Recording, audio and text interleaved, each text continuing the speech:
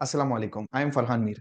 जो भी चीजें दोस्तों रिसेंट में होती हैं या जो इन्फॉर्मेशन हमें रिसेंट में मिलती है या जो एक्सपीरियंस हम लोग रिसेंट में करते हैं ना, हम उसे बहुत ही ज्यादा इंपॉर्टेंस देते हैं और हमें ऐसा लगता है कि यही चीजें फ्यूचर में रिपीट रिपीट होने वाली हैं। इसी कॉन्सेप्ट को दोस्तों कहते हैं रिसेंसी बाइस। आज से 6 महीना पहले सितंबर 2024 में मार्केट में करेक्शन स्टार्ट हो गई। उसके पहले की अगर मैं बात करूँ ना, तो जो भी डिप आती थी या जो भी करेक्शन आती थी ना मार्केट में, उसे बाइंग अपॉर्चुनिटी समझा जाता था और इन्वेस्टर पैसा डालने को तैयार थे। क्योंकि ज्यादातर इन्वेस्टर इस मार्केट में वो हैं जो 2023 और 2024 में इस मार्केट में आए। तो उन्होंने ना कभी करेक्शन देखा ही नहीं है, उन्होंने कभी मंदी देखी नहीं है। तो उन्हें ऐसा लगता था, रिसेंसी बायस अगेन, उन्हें ऐसा लगता है कि मार्केट तो कभी गिर ही नहीं सकती और जब गिरेगी तब वापस बढ़ने को तैयार है, तो वो लोग रेडी थे पैसा डालने के लिए। अब पिछले 6 महीने से ऐसी सिचुएशन है कि मार्केट कंटिन्यूअसली गिरते ही जा रही है। अगेन रिसेंसी बायस यहाँ पे पिक्चर में आ रहा है और लोगों को अब ऐसा लगने लगा है कि भाई ये मार्केट तो कभी रिकवर करेंगी ही नहीं। लेकिन द फैक्ट इज, जब भी मार्केट बढ़ती है तो आप समझिए कि उसके बाद मार्केट में गिरावट आनी ही है, और जब मार्केट गिर जाती है तो उसके बाद मार्केट को बढ़ना ही है। इस मार्केट में दोस्तों उतना ही रिटर्न बनेगा ना, जितना देश की इकोनॉमी ग्रो करेगी और जितना उसके अंदर कंपनीज है वो ग्रो करेगी।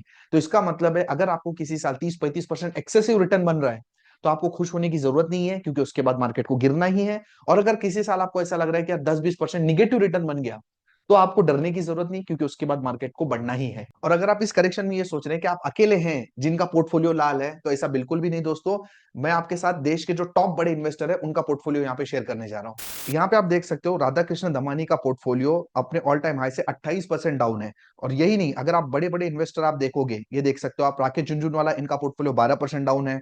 उसके बाद आकाश जी का पोर्टफोलियो 18% डाउन है। मुकुल अग्रवाल जी का पोर्टफोलियो 15% डाउन है। अपने जो फेवरेट इन्वेस्टर हैं विजय केडिया साहब, जो बहुत अच्छे गाने वगैरह बोलते हैं, तो हम लोग उनसे कनेक्ट कर पाते हैं। इनफैक्ट उनका पोर्टफोलियो अगर आप देखो ना, तो उनका पोर्टफोलियो ऑलमोस्ट 30% डाउन है। यहाँ पे आप क्लियर। और अगर इन सब बड़े इन्वेस्टर को जोड़े, यहाँ पे टॉप 22 इन्वेस्टर की बात की गई है, तो उनका पोर्टफोलियो ओवरऑल 69,000 करोड़ के लॉस में चल रहा है। तो क्या लगता है आप दोस्तों, इनको, ये लोग जो हैं जिनका पोर्टफोलियो इतना अभी गिरा हुआ है मार्केट की करेक्शन की वजह से, क्या लगता है इन्होंने इसके पहले ऐसी करेक्शन नहीं देखी होगी क्या? ऐसा बिल्कुल भी नहीं है। हर 2-3 साल में ये जो 15-20% टाइप की करेक्शन आती ही है। और अगर आप 5-10% की करेक्शन बोलो, तो हर साल 2 साल में करेक्शन आती ही है। तो ये जो इन्वेस्टर है आज, जिन्होंने इतनी बड़ी वेल्थ बनाई है, इतना जो इतने इनको इज्जत मिली है, या फिर इतना जो न्यूज वगैरह में आते रहते हैं, वो इसीलिए आते रहते हैं ना, क्योंकि इन्होंने पूरे अप्स एंड डाउन्स के साइकिल देखे हुए हैं। राकेश झुनझुनवाला साहब जो आज इतने फेमस हैं, क्या लगता है आपको, जो टाइटन का शेयर है, क्या इन्होंने पहली बार जिंदगी में डिस्कवर किया होगा क्या? ऐसा बिल्कुल भी नहीं है। इनसे पहले भी लोगों के पास टाइटन का शेयर होगा, और ऐसे लोग भी होंगे ना जिन्होंने इतने टाइटन टाइम तक टाइटन का शेयर होल्ड किया होगा, बट उतनी वैल्यू नहीं बनी। तो दो चीजों की वजह से झुनझुनवाला साहब या बड़े इन्वेस्टर लोगों का पैसा बना।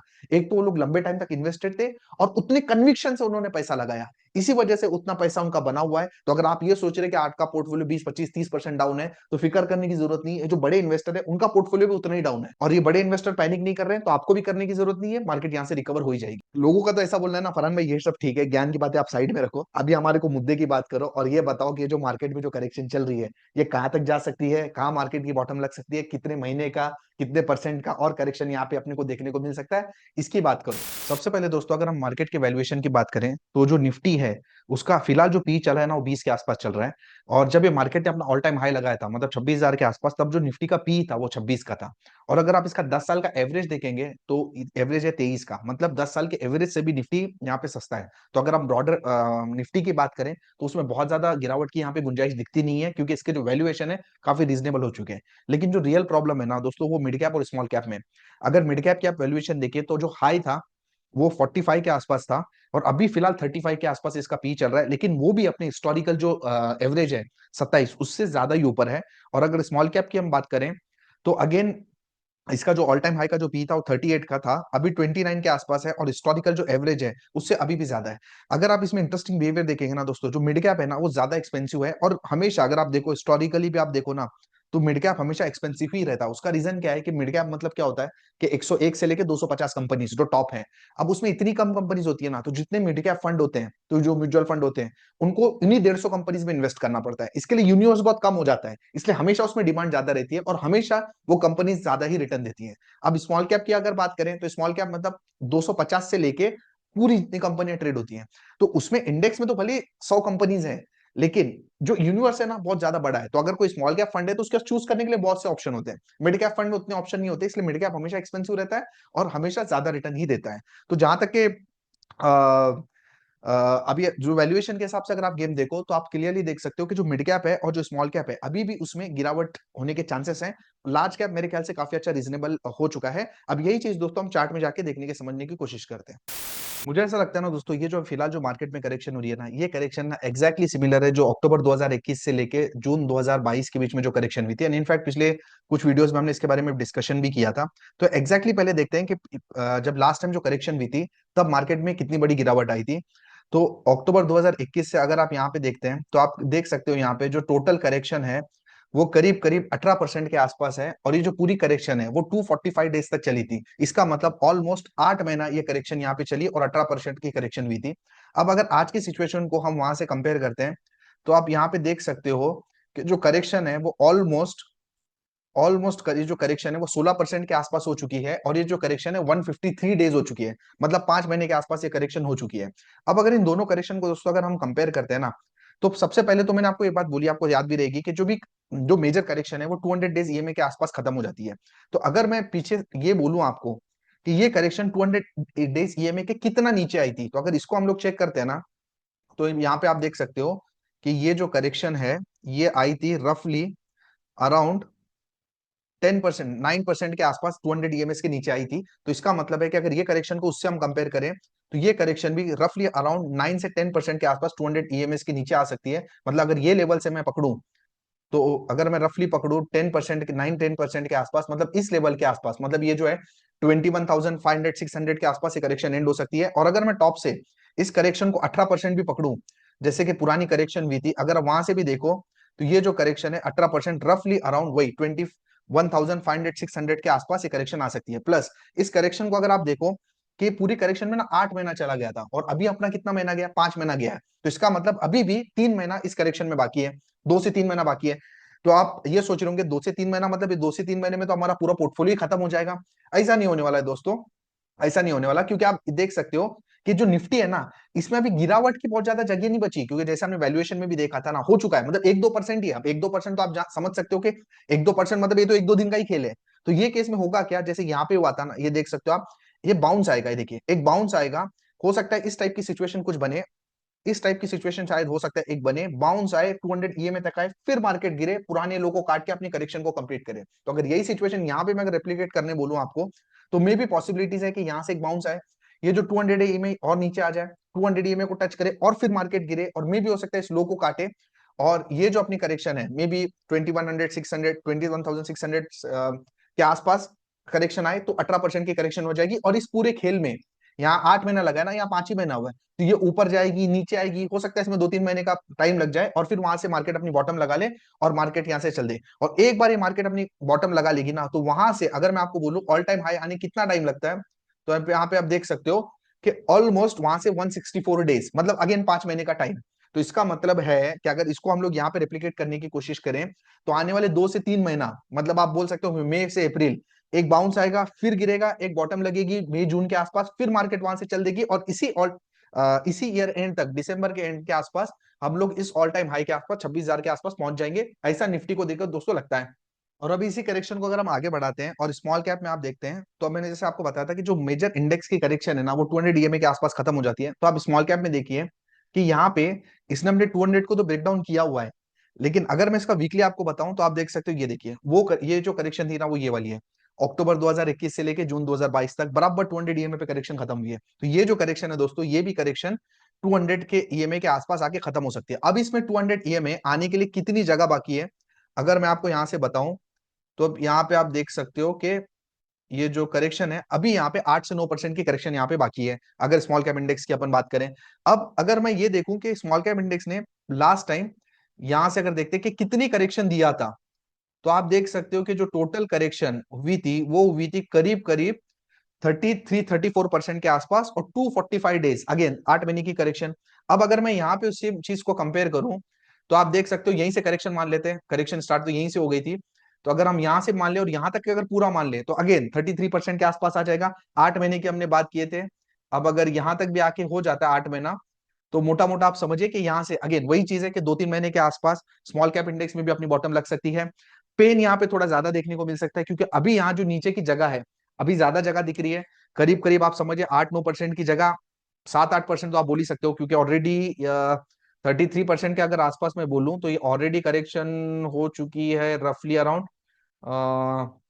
26 के आसपास। तो 7-8% की करेक्शन बाकी है, 2-3 महीने का वक्त यहाँ पे बाकी है।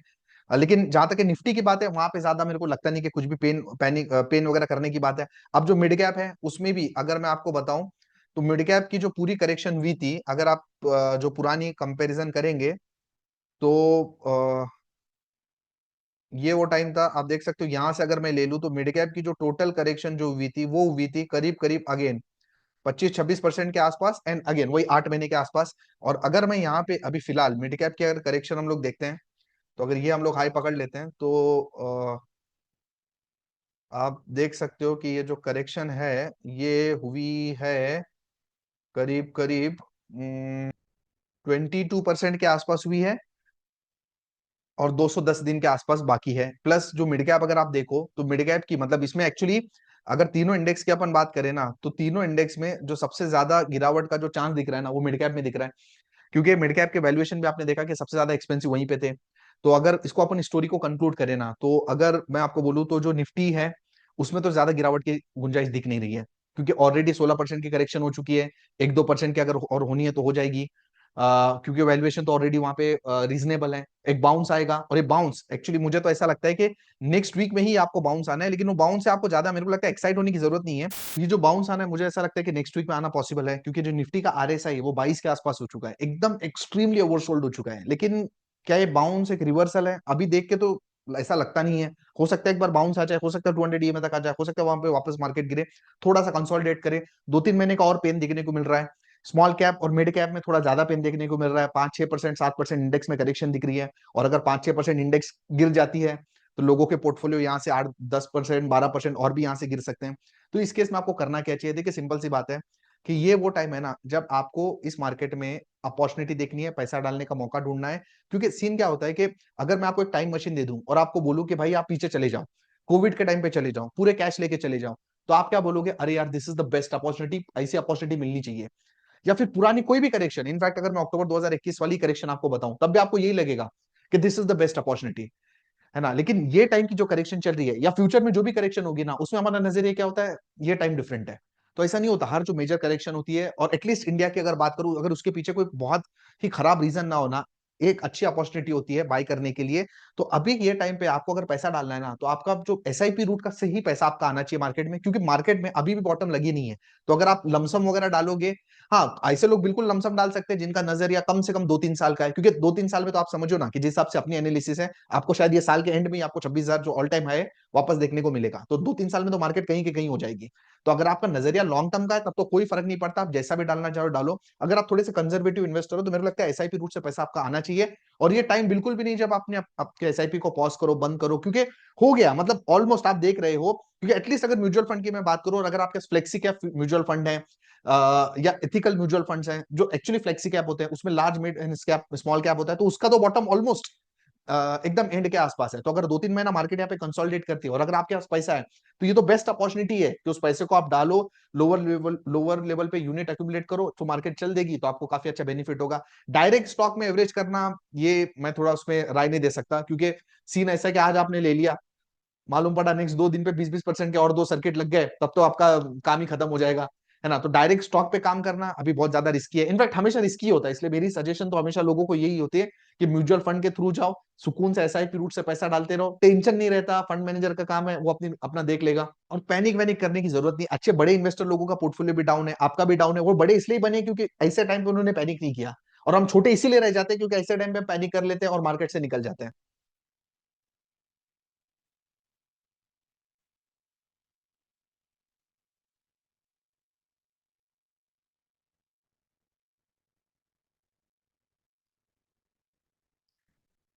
सो आई होप काफी चीजें मैंने यहाँ पे क्लियर की है। वीडियो को पूरा देखिए, वापस देखिए, पूरा एनालिसिस देखिए, नोट वगैरह कीजिए, और अगर आपको कुछ भी क्वेरी आती है तो कमेंट में लिख के बताइए। डिस्क्रिप्शन में मेरा नंबर भी दिया हुआ है, अगर कुछ और क्वेरी है तो आप मेरे को व्हाट्सअप कर सकते हो। अगर आप शरिया कमरान म्यूचुअल फंड में इन्वेस्ट करना चाहते हो, तो हमारी ऐप का लिंक डिस्क्रिप्शन में, वहां से आप प्रोसीड कर सकते हो। Thank you for watching this video. बहुत जल्दी मिलता हूँ अपने वीडियो के साथ, तब तक अपना ख्याल रखिए। अस्सलाम वालेकुम।